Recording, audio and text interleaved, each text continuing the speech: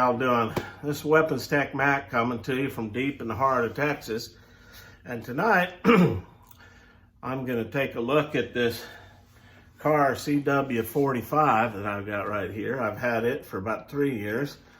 It is one of my main concealed carry during warmer weather because it's just pretty small package, real light, and an excellent shooter. So let's verify this thing is empty. So we got nothing there. Nothing in there.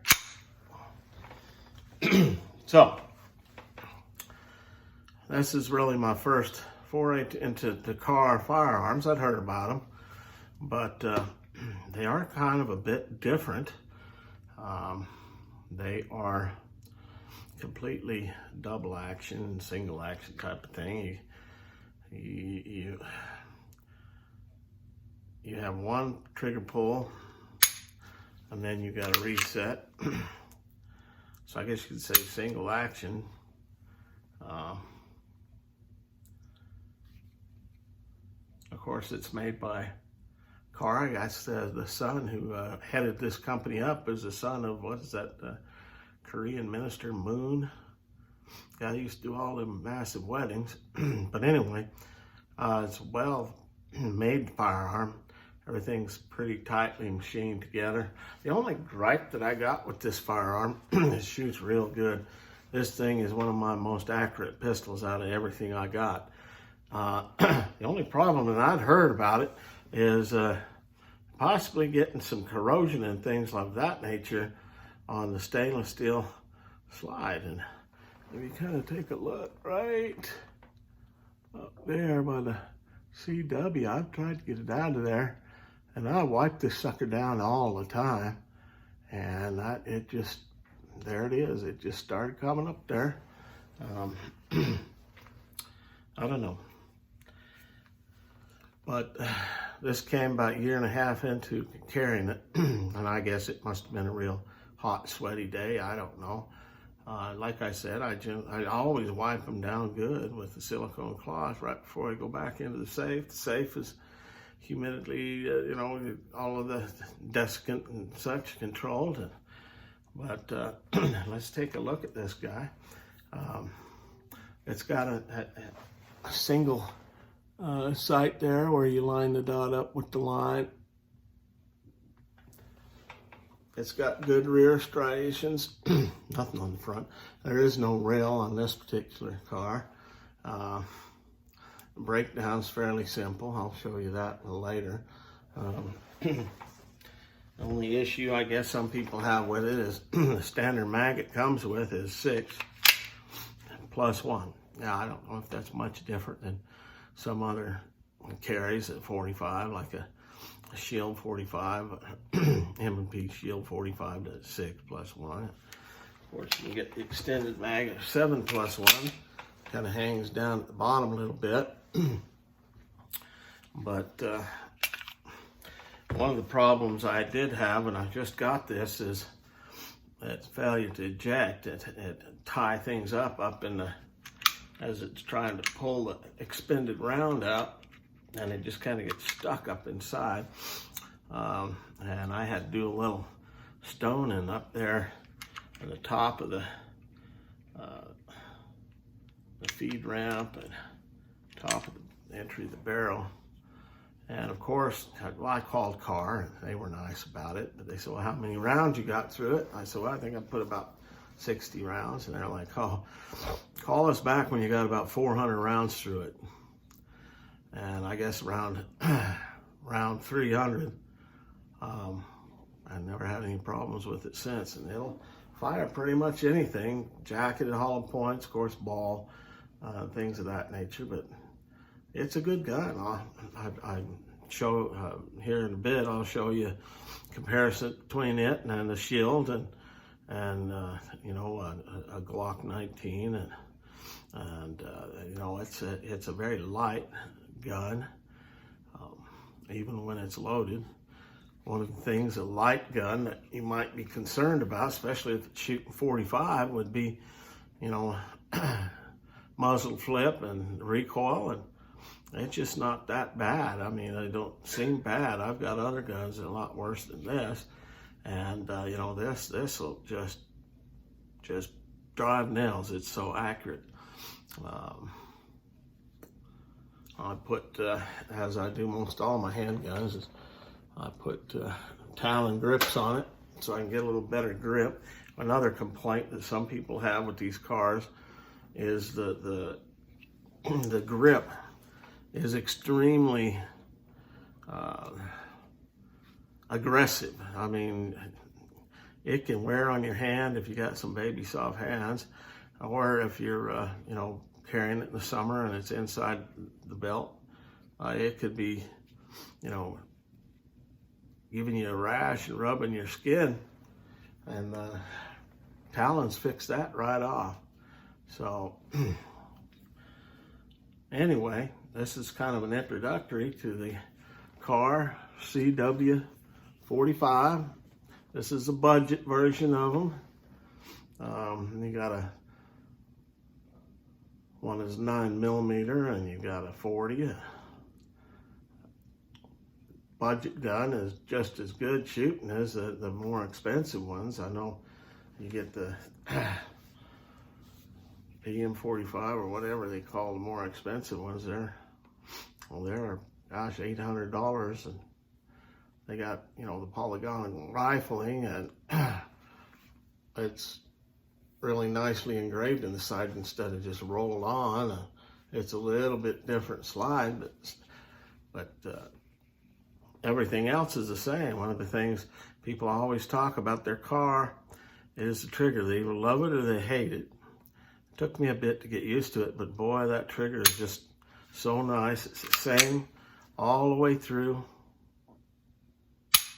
Just steady, and then a brake. You just pull that thing, and then reset is a little bit out, almost all the way out. I mean, almost 90% of the travel out before the reset. So that makes it unique. Some people don't like that. But I've gotten used to the trigger, and you get any car, and they're the same. I got a CW380. That little guy is a nail driver, I'll tell you, and it's got the same kind of trigger. I'll bring it up, show you size comparison, and one of these days I'll do a review on that. But anyway, we'll get down and do a nuts and bolts, a close-up of it, and I'll show you me taking it out the range and shooting it. We'll go to that end. Okay, so tonight I'm going to show you a little more information on this CW45, and we'll verify it's empty.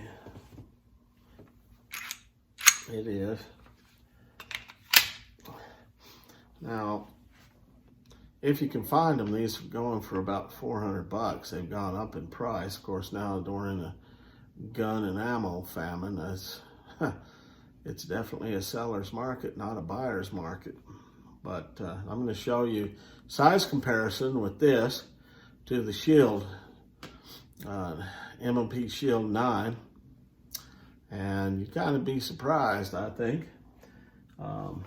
This, of course, has a capacity of 6+1, or it does have a 7+1 magazine, a little extension, and you can get an 8+1. One of the cool things about this is it'll use most 1911 magazines right there, and most of them. Now, you'll have to double check if you've got a bunch of 1911s, you know, whether or not they'll go in this thing. I check to see if it holds it back. It sticks in there, and yeah, that's kind of the cool thing about it. But there are a few different 1911 mags that it don't like. But let's see. Height is 4.8 inches long, or height up and down. Slide width is just a tiny bit over an inch. Just a tiny bit over an inch. Length, 6.3 inches from here to here. Weight, 19.2 1.7 ounces, 26 ounces loaded, 19 ounces empty. Of course, that's with the 6+1. Of course, it does have a textured polymer grip. The lower is a polymer, the stainless steel, brushed stainless steel slide. Sight's a drift adjustable white on the back. The front is not. It's just a set sight. And it comes with just one magazine. So, like I said, I mean, sometimes you can get a deal and from Kahr, get an extended mag. And like I said, some of these 1911 mags will work with it. So what I'm going to do is I'm going to show you how, in comparison, it looks to an M&P shield. All right, so there you see, it almost looks exactly the same size as an Smith & Wesson M&P shield 9mm. Yet this one here is the 45. And so if you look comparison to width, I mean, look at that. The shield is just a tiny bit narrower. Look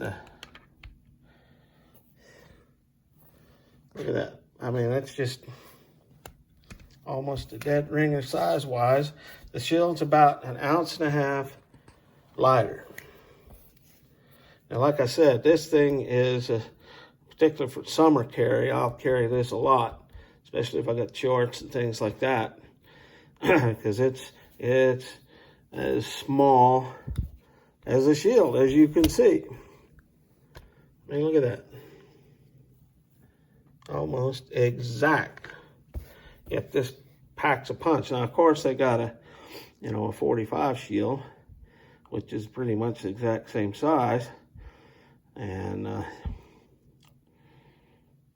don't know, I guess it's your druthers, but I'll tell you, I love that trigger on the Kahr. But I do love my shield here too. One of these days I'll do a review on this Performance Center shield that I got. But that just gives you a look-see at how small this CW45 is. And the other thing I'll tell you is this is not the smallest. They've got a CM45, I believe. That's even smaller than this one. And I hear it's pretty darn good. It handles recoil pretty good. Now this thing here, recoil is not bad at all. Got a Kahr CW45.